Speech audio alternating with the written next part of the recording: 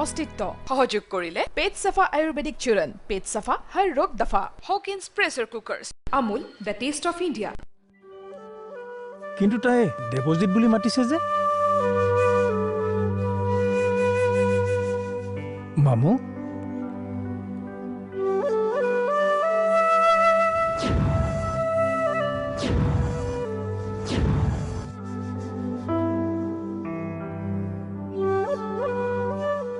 তুমি এনেকৈ বাহিৰতে আছা যে ভিতৰলৈ নাহা কিয় মামু ই ক'ত ই মানে দেহাৰ কথা কৈছা কলৈ গলহি মাতক তাক কি হৈছে মামু তুমি এনেকৈ কথাবোৰ কৈছা যে সি আকৌ কিবা কৰিলে নেকি মানৱক গুণ্ডা লগাই মাৰিছে হি কি বেহুছ কৰি ৰাস্তাত পেলাই থৈ দিছে তাক মিছা কথা এইবোৰ তই চুপ থাক এটা কথা নকবি তই কি কৰিবি তই মাৰিবি মোক মনত ৰাখিবি এইখন তোৰ শহুৰৰ ঘৰ নহয় এইখন মোৰ ঘৰ তোক কিন্তু মই ইয়াত এনে নেৰো সুমো ৰবাচোন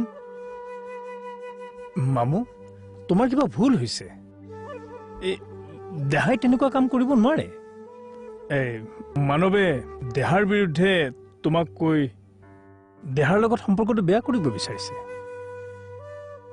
মানৱৰ কাজিয়া কৰা ৰূপটো মই হেদিনাখনে দেখিছিলো সি তোমাক মিছাকৈ কৈছে নাই কোৱা আজি ৰাতিপুৱা দেৱজিতে মানৱক ফোন কৰিছিল মোৰে ভাগ্য বেয়া আছিল নেকি যে ফোনটো মই ৰিচিভ কৰিছিলো মুকে মানৱ বুলি ভাবি দেৱজিতে ফোনত কি ক'লে জানা শুনিলে তোমালোকে বিশ্বাস নকৰিবা হি মানৱক এই বুলি ব্লেকমেইলিং কৰিলে যে কি বুলি মানৱে যদি দেৱজিতে তাক মাৰা বুলি পুলিচ বা ঘৰৰ মানুহৰ আগত কয় তেন্তে বুলি হি আমি লুকুৱাই থোৱা কথাটো সকলোৰে আগত কৈ দিব হি কৈ দিব যে আমাৰ ঘৰখনে মোক ফাঁকি দি এইখন ঘৰলৈ বিয়া দিছে মোৰ সংসাৰ ভাগিবলৈ হি কৈ দিব যে মোৰ আচল চুলি এইখিনি নহয় মোৰ আচল ৰূপটো মামু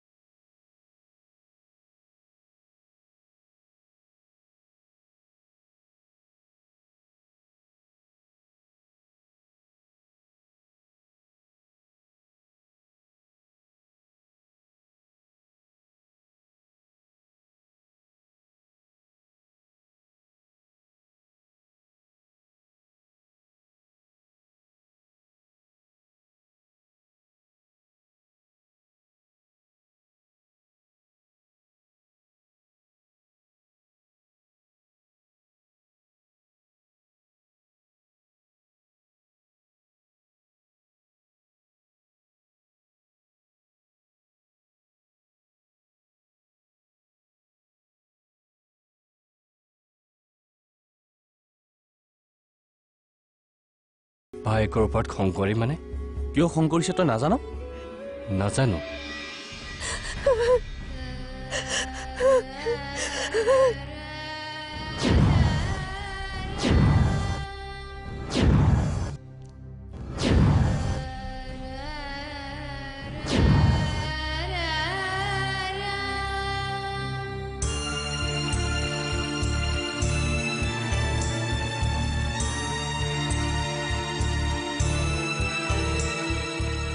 সঁচাকৈ কি মানৱক তেনেকৈ কৈছে কৰে কিন্তু সি হয়তো নাজানে যে তাৰ এইজনী বাইকে মিছা কথা এটাৰ ওপৰত এটা সম্পৰ্ক ধৰি ৰাখিবলৈ চেষ্টা নকৰে মানে মই এখেতৰ কথাখিনি প্ৰথম দিনাই কম বুলি ভাবিছিলো মা দেউতাকো কম বুলি ভাবিছিলো কিন্তু সময় সুবিধা মিলাব নোৱাৰাৰ কাৰণে কব পৰা নাছিলো কিন্তু কালি ৰাতি মোৰ মনটোৱে সকলোবোৰ কথা কবলৈ জোৰ কৰিলে ভগৱানেও চাগি জানিছিল যে ভাইটি এইবোৰ খেল খেলি আছে সেইকাৰণে আমাৰ ঘৰখনে লুকুৱাই থোৱা কথাখিনি কালি মই এখেতক কৈ দিলো।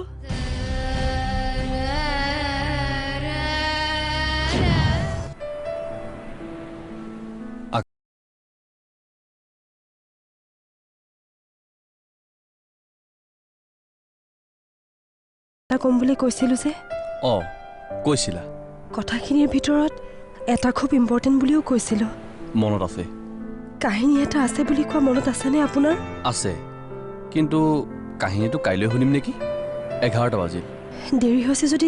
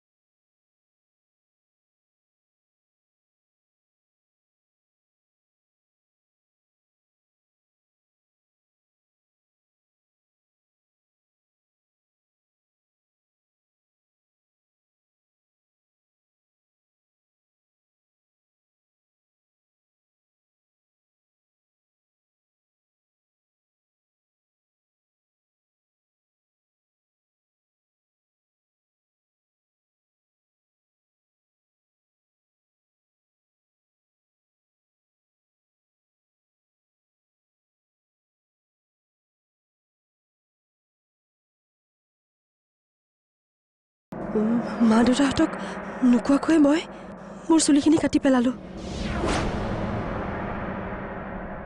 ভালেই কৰিলা। কি ভালেই কৰিলো? এতিয়াতো চুলি দীঘল হ'লেই, চুলিহে আকৌ গজিবচোন। মোৰ কিন্তু দীঘল হোৱা নাই। মানে? অচিনাকি ধৰাৰে মায়া বিচাৰো সুখৰে ছায়া।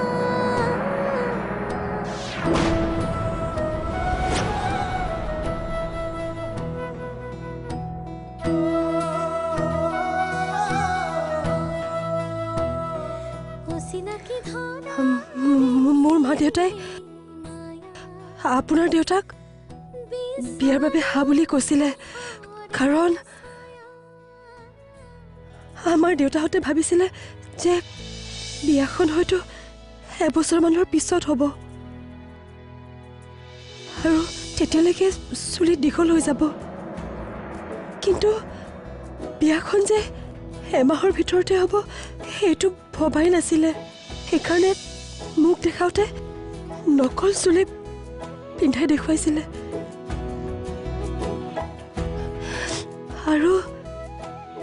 আৰু বিয়াৰ তাৰিখ ঠিক হোৱাৰ দিনাৰ পৰা মোৰ মা দেউতা আৰু মই মানসিকভাৱে বহুত অশান্তিত আছো।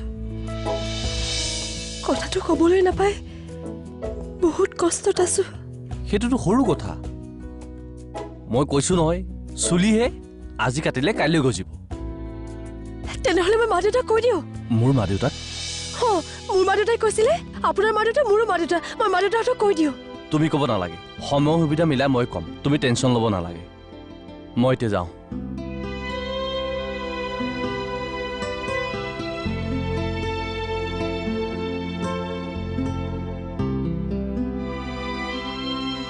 তোমাক কথা এটা কওঁ, তোমাক কিন্তু এনেকৈ বেছি ধুনীয়া লাগে।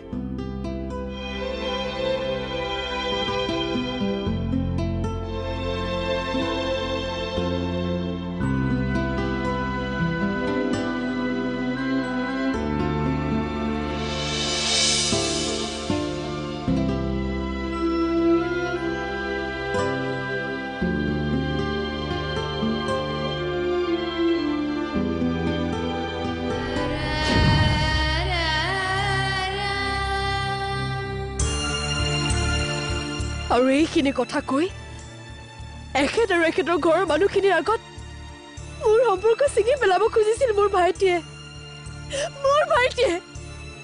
যাৰ কাৰণে মই বিয়াত নববলৈ ঘৰৰ পৰা ওলাই গুচি গৈছিলো। তাক মই কেতিয়াও ক্ষমা নকৰো। ক'ত আছে দেৱজিৎ? ওলাই আহ। মামু, তোমাৰ ভুল হৈছে। দেহাই তেনেকুৱা কাম কেতিয়াও কৰিব নোৱাৰে। তাৰ অৱশ্যে কেতিয়াবা খং উঠিলে দুই এটা বেয়া কথা ক'ব পাৰে, কিন্তু ইমান তললৈ সি নামিব নোৱাৰে। বৰতাই ঠিকে কৈছে। দাদাৰ কথা বায়ে এইবোৰ মিছা মিছাকৈ লগাইছে। তাই আচলতে উদ্দেশ্যই বেলেগ। চুমু, মোক খং কৰি লাভ নাই মা, মই সঁচা কথাই কৈছো। আচলতে সেইখন ঘৰে বেয়া। বাৰ গিৰেকে চাগে আমাৰ এইখন ঘৰত টকা বিচাৰি তাইক পঠিয়াইছে। যৌতুক তাই ডাইৰেক্ট ক'ব টান পাইছে, সেইকাৰণে তাই এইবোৰ নাটক কৰিছে। চুমু, তই মনে মনে থাকিলি নে? চুমু, তই মনে মনে থাকিলি নে? সঁচা কথা ক'লে ময়ে বেয়া, নকওঁ একো। চুমু,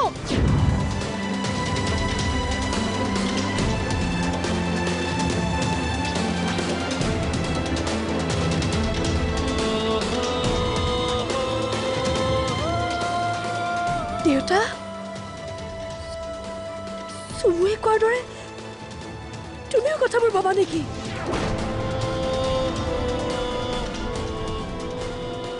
মামু,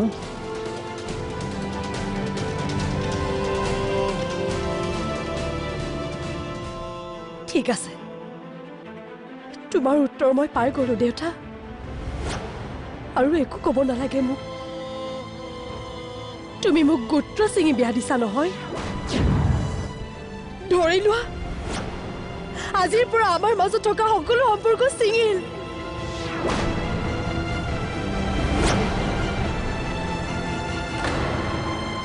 সেইখন ঘৰত যদি মই মৰিও যাওঁ, তেনেহ'লে তোমালোকৰ কোনেও যাতে সেইখন ঘৰলৈ মোৰ মৃতদেহ চাবলৈ নাযায়।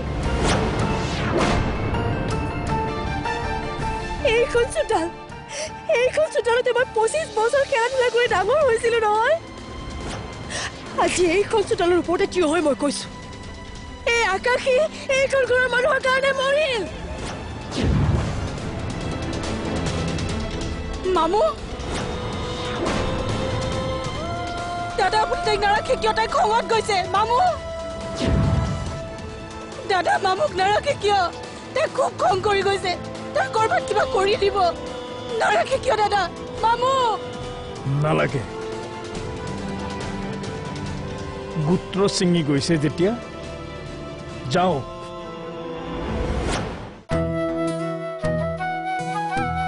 মৰম বুজি এক যুদ্ধ, খোজক চবকে অস্তিত্ব।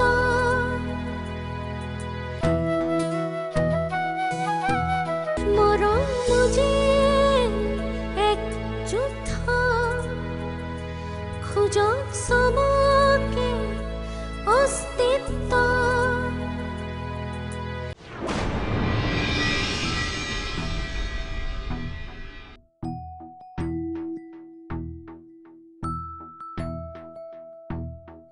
অচিনাকি ধৰাৰে কি কৰিবি তই?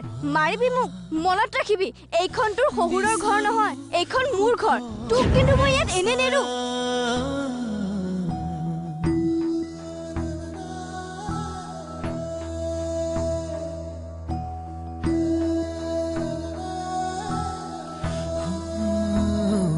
অচিনাকি ধৰাৰে মায়া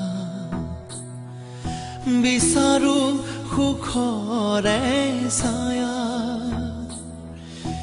শিশিৰৰে সফুৰাৰে গৰিমা যে এক যুদ্ধ, খোজত চমকে মানৱ, হে কি হৈছে? ৰবা, পানী খোৱাচোন। খোজত চমকে অস্তিত্ব।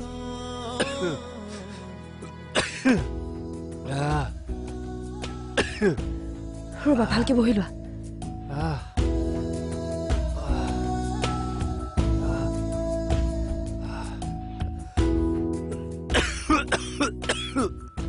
এইটো লোৱাচোন।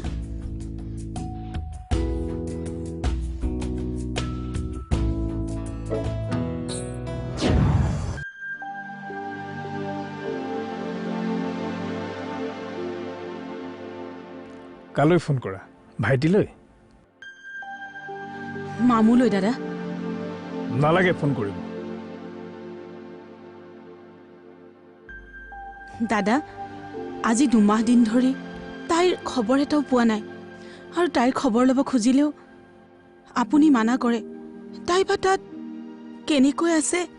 বাপেকৰ লগত গোত্ৰ ছিঙি গৈছে যেতিয়া তাই সুখতে আছে দিয়া। দাদা, সৰুৰ পৰা তাই কোনো কথাতে মই বাধা দিয়া নাই, আৰু এতিয়াও নিদিওঁ। মইতো বিচাৰোঁ তাই আৰু কেতিয়াও এইখন ঘৰলৈ নাহক। কিন্তু দাদা, চমু আৰু দেহা তাইৰ এতিয়া শত্ৰু। চমু আৰু দেহাহে এতিয়া এইখন ঘৰৰ সন্তান।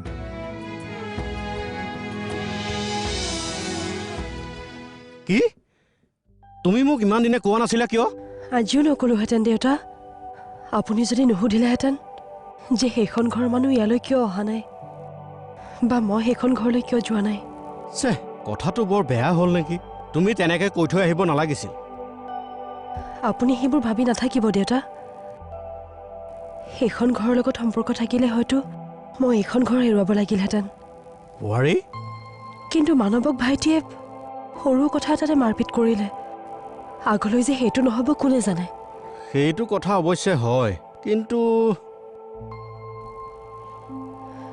দেউতা, আপোনাক আৰু ডাঙৰ কথা এটা ক'বলৈ আছিলে। এখেতে ক'ম বুলি কোৱা কাৰণে ইমান দিনে মই কোৱা নাছিলোঁ, কিন্তু কথাটো লুকুৱাই ৰাখি ময়ো বহুত কষ্ট পাই আছোঁ। বোৱাৰী, কি কথা কোৱাচোন? আচলতে দেউতা, মা, আৰোহী তুমি যোৱা বোৱাৰী, তাইৰ মুখ নাচাওঁ মই।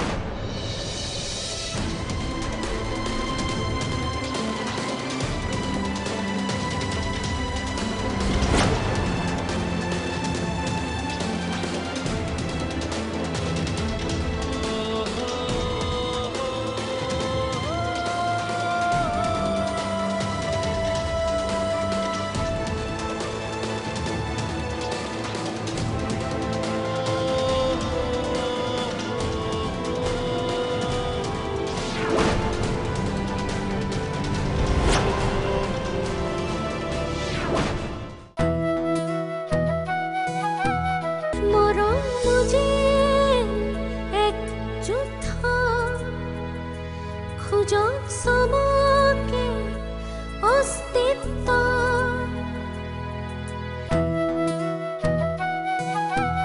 মৰম বুজি এক যুদ্ধ, খোজক চবকে অস্তিত্ব।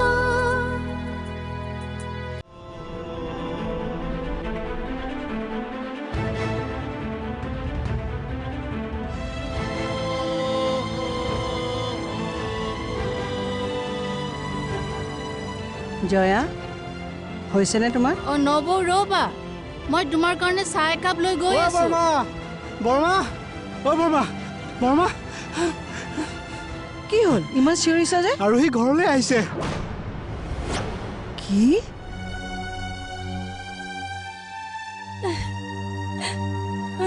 কি?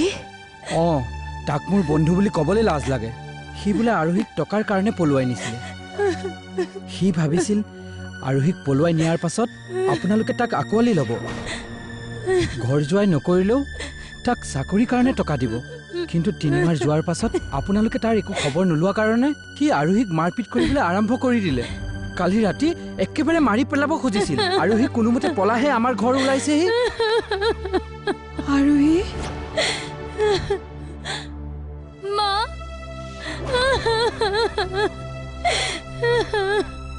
তোৰ এনেকুৱা অৱস্থা কোনে কৰিলে অ' মা? তহঁতৰ ঘৰত মোক অকমান থাকিবলৈ জেগা দিবিনে? কেনে কথা কৈছা আৰোহী? এইখনতো তোমাৰেই ঘৰ। আহা ভিতৰলৈ ব'লা। যা যা মা।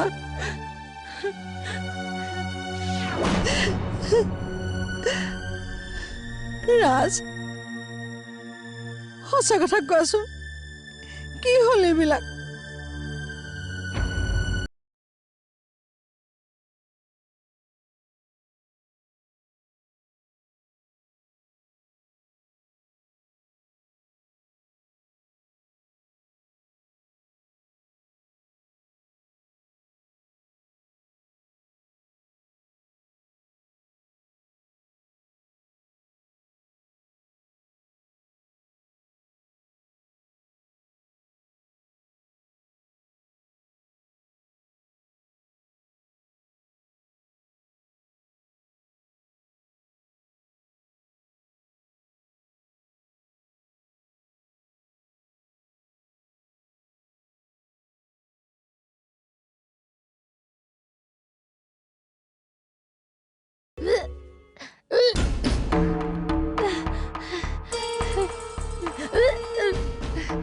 আৰোহী কি হৈছে কি হৈছে আৰোহী আৰোহী আৰোহী কি হৈছে তোৰ হা আৰোহী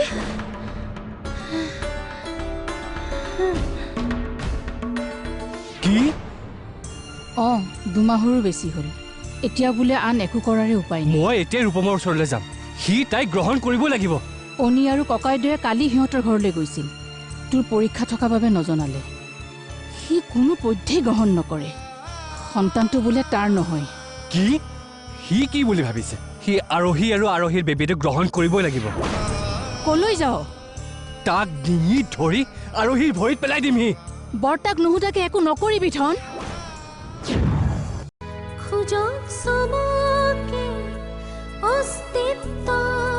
অস্তিত্ব সহযোগ কৰিছে পেট চাফা আয়ুৰ্বেদিক চূৰণ পেট চাফা হৰ ৰোগ দফা Hawkins pressure cookers Amul the taste of India